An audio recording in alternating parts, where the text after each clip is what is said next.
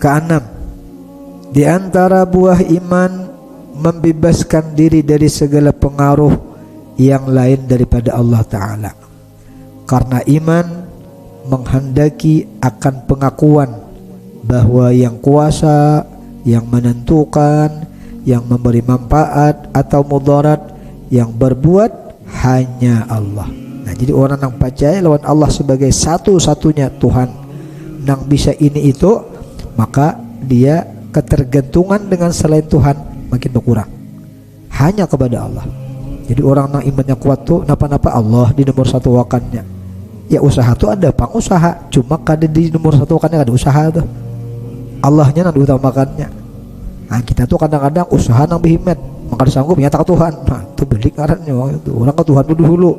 Usaha tuh Allah sekedar menjalankan syariat aja kita. Allahnya nang dipegang, Allahnya nang iyanya. Nah, ini orang nang memang imannya kuat. Nah, jadi orang iman kuat tuh napa-napa tak ke Tuhan, bang dulu. Hanya maulah usaha, hanya maulah rencana. Cuma Tuhan berdahulu didahuluakannya. Nah, sementara kan sebagian orang kadang kayak itu. Matang-matang pintar, matang-matang punya pengalaman, jadi diasahnya hulu kepintarannya untuk mencari solusi. Berdoa tuh berdua hulu, ka Tuhan tuh kaina hulu, sudah buntu di jalan, anyar sambil hajat lo. Anyar ka Tuhan, demo kayak itu. Orang ka Tuhan berdahulu. Lihat ya para wali-wali itu, orang ka Tuhan berdahulu. Ketika ka Tuhan berdahulu, urus satunya mana lagi? Mainnya ke jalannya ada. Kadang mengandalkan kemampuan diri, dia mengandalkan Allah karena Allah lah yang kuasa, nya kada kuasa. Allah lah yang maha tahu, nya kada tahu. Nah, jadi orang yang kayak itu besarah ke Tuhan tuh cepat ditolong Tuhan. Amun kita ini lambat ke Tuhan, Tuhan lambat juga menolong. Kenapa tak lambat menolong? Mudahlah kada percaya wan Tuhan, jadi Tuhan lambat juga menolong. Nah, tapi ketika kita mengutamakan Allah, mendahulukan Allah, manomor satuakan Allah, itulah tanda ciri orang yang imannya kuat. Nah, jadi jar beliau buah yang keenam tadi yaitu membebaskan diri dari segala pengaruh keterkaitan selain Allah. Karena iman tadi meyakini kayak itu, Bang. Pengakuannya yang kuasa hanya Allah, yang menentukan hanya Allah, yang memberi manfaat hanya Allah, yang bisa memberi mudarat hanya Allah, yang bisa berbuat hanya Allah. Jadi orang yang percaya kayak ini, mula kada ka Tuhan didinya segala apapun.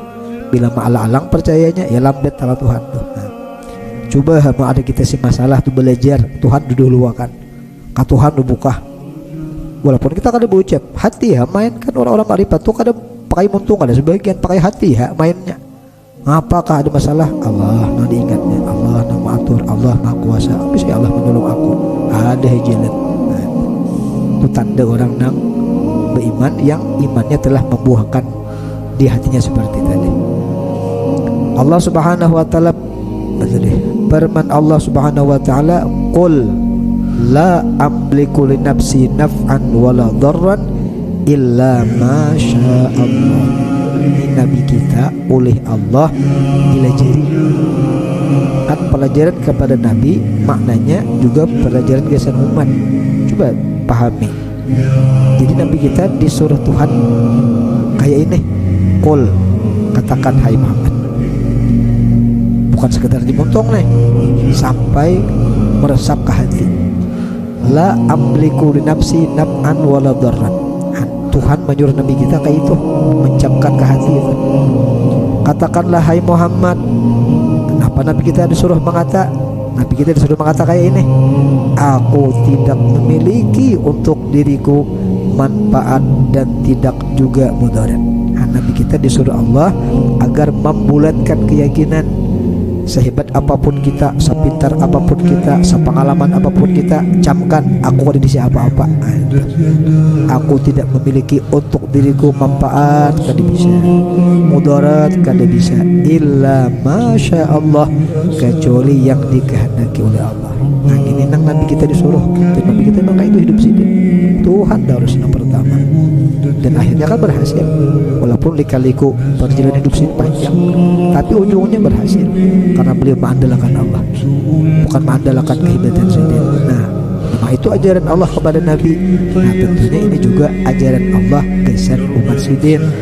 Dia belajar hidup untuk mencapkan kayak ini, dalam hati aku tidak memiliki apa-apa untuk diriku, manfaat kada-ada, mudarat kada-ada, kecuali apa Allah yang bila itu hati kita bersandar, ini menunjukkan iman orang tadi berbuah marahnya, bukan sekedar pengakuan di mulut aja tuh, tapi memang itu perasaan di hatinya, selalu merasakan memiliki apa-apa.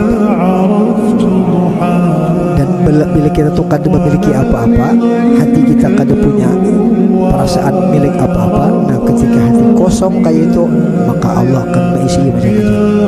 Namun kita masih merasa bisa ini, bisa itu, milik ini, memiliki itu, nah tidak beli pada ada baik kita tuh, ada orang minta uang kita, minta apa lah, sebenarnya aku ada isi, cuma orang minta aja, cuma ada isi, apa aku beli merokok.